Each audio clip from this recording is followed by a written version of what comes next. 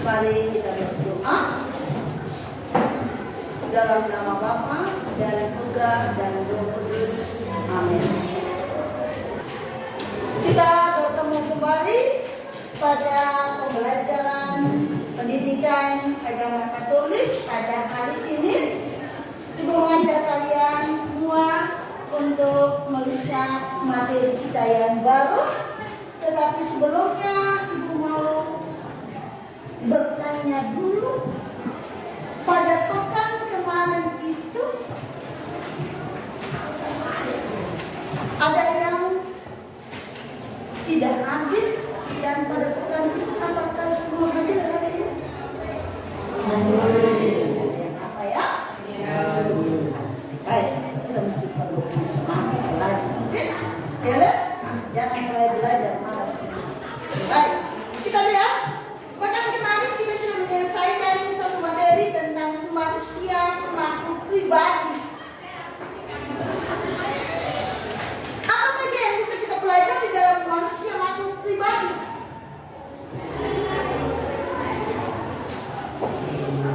Apa yang bisa kita maksudkan? Materi apa yang kalian pelajari pada pekan kemarin? Satu. Ya.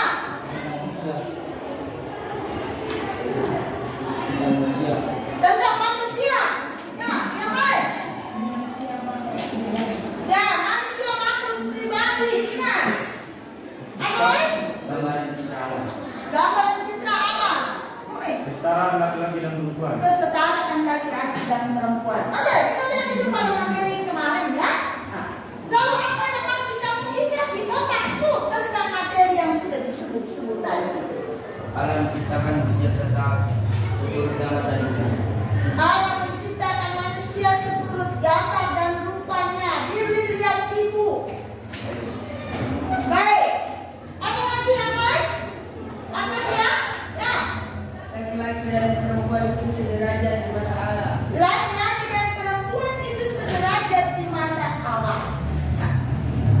Selanjutnya, mengapa manusia itu dikatakan unik? Ada tuh minggu kemarin ya, ada. Karena pada dasarnya Allah menempatkan pada diri manusia itu akal budi, hati nurani, dan juga kehendak. Oke, tiga hal yang menarik yang Tuhan Allah berikan kepada manusia. Menurut Dio yang dia ingat itu adalah akal budi, hati nurani, dan kehendak bebas. Hari ini Ibu mau mengajak kita untuk melihat materi yang baru, yaitu hati nurani. Semua pasti punya hati, toh?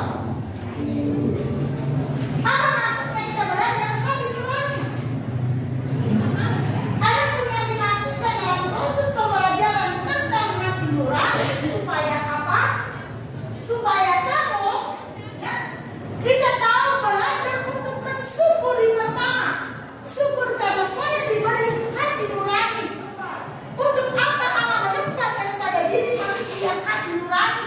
Ya, supaya Allah membawa manusia kepada sebuah penyadaran dirinya, menyadarkan dirinya akan setiap tindakan atau perbuatan yang mau dia lakukan.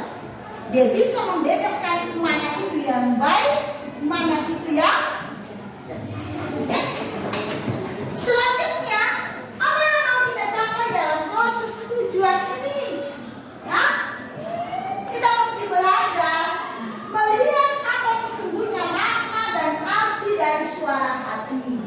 Ya.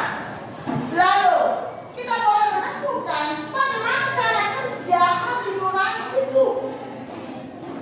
Kalian mesti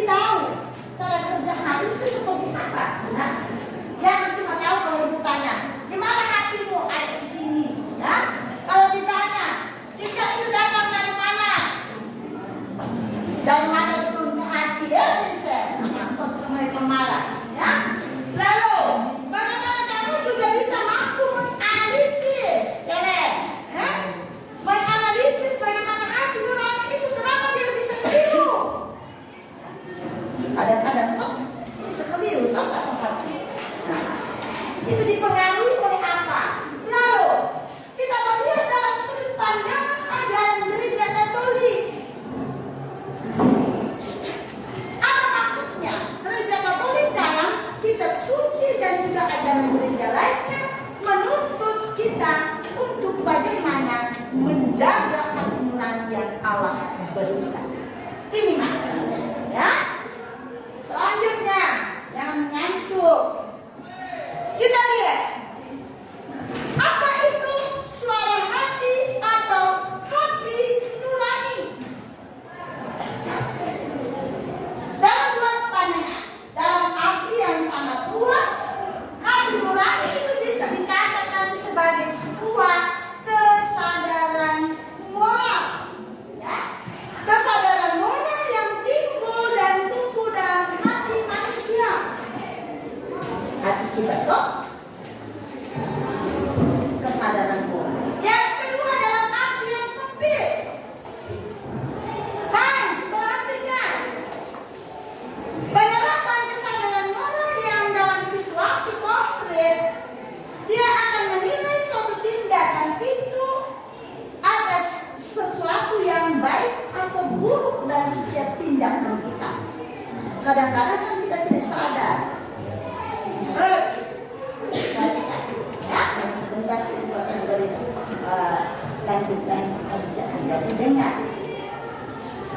Ini kita lihat ya atas baik dan buruknya. Kadang-kadang kan kita tidak dibawa pada sebuah kesadaran diri. Toh orang-orang tidak berhati-hati menggunakan apa kata hati, pasti dia akan terjerumus.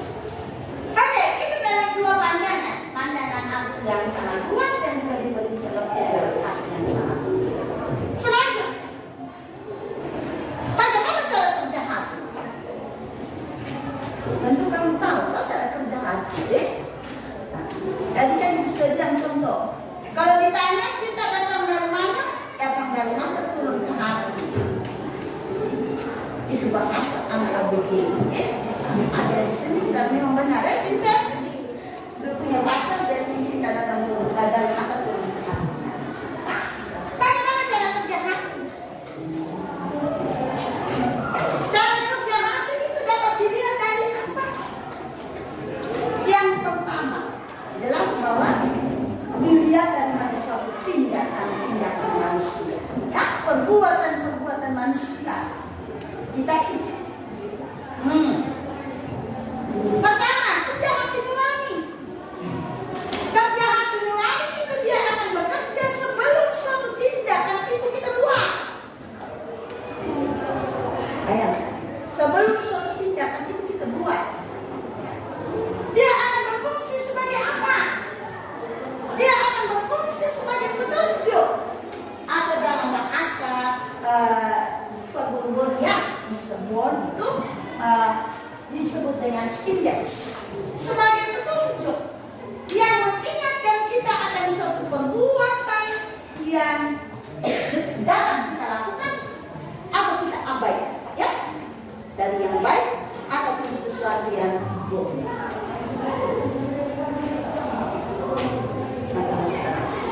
Yang berikut, pada saat-saat menjelang suatu tindakan itu berlangsung, pada saat menjelang atau pada saat tindakan itu berlangsung, dia berfungsi sebagai apa? Sebagai hakim. Tahu hakim? Tahu kan? Ya. Kalau kita urus perkara itu pasti kita berhadapan dengan seorang hakim. Dia yang akan memberikan keputusan instan. Ya? Siapa yang menang, siapa yang kalah. Sebagai hakim akan disebut dengan iudex. Ya. Dia akan menyuruh juga untuk melakukan yang baik dan menyuruh kita untuk menghindari sesuatu yang jahat, ya, yang tidak baik tentunya. Hal yang ketiga, kerja hati yang ketiga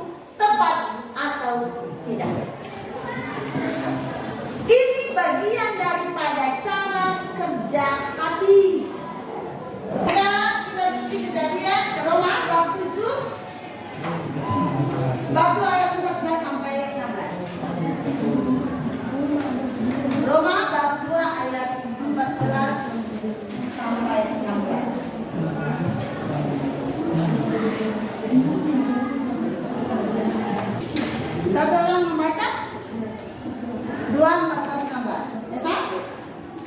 Hukuman Allah atas semua orang. Apabila bangsa-bangsa lain yang tidak memiliki hukum Taurat oleh dorongan diri sendiri melakukan apa yang dituntut hukum Taurat, Oke, terima kasih Desa. Itu bagian daripada bagaimana Santo Paulus dalam suratnya kepada jemaat di Roma, dia memberikan penegasan bahwa manusia. Kalian coba melihat juga di dalam buku kalian Gaudium DS artikel 16 dan KDK 1778. Perhatikan di buku itu. Sesungguhnya adalah gereja ini menegaskan bagaimana tentang suara hati. Ya. Dokumen gereja menjelaskan bahwa manusia tidak boleh tunduk dan menyalahkan situasi yang membelenggu suara hati. Ya.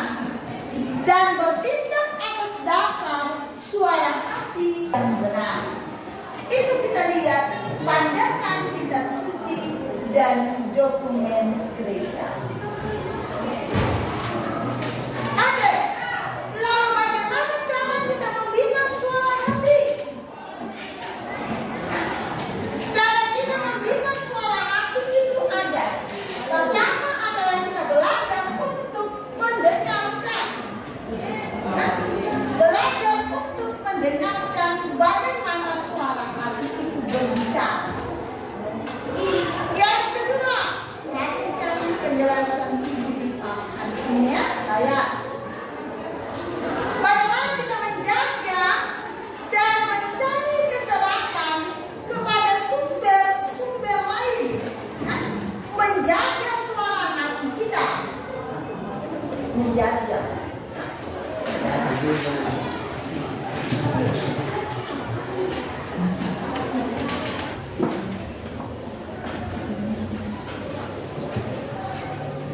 Yang paling bawah itu tempat duduk.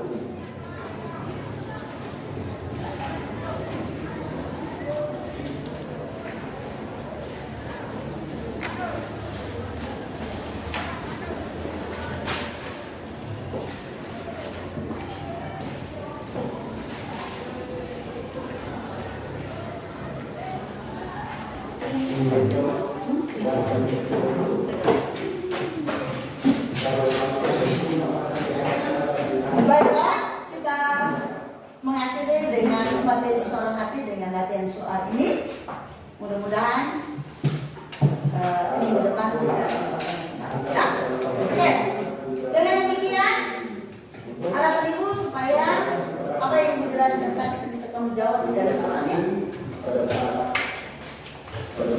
Terakhir sudah pembelajaran kita tentang materi suara hati.